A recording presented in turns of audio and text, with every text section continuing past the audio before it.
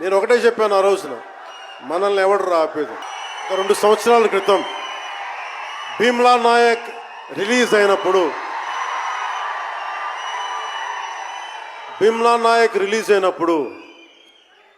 అందరి సినిమాలు 100లో ఉంటే పవన్ కళ్యాణ్ సినిమాలు 10 రూపాయలు 15 రూపాయలతో చేశారు.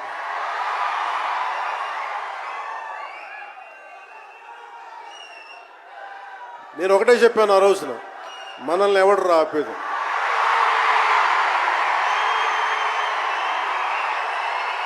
This is not about money. This is not about finance. This is not about records. This is about damn guts. This is about damn courage. This is about damn tenacity. We are here. We will stand by. We will serve justice.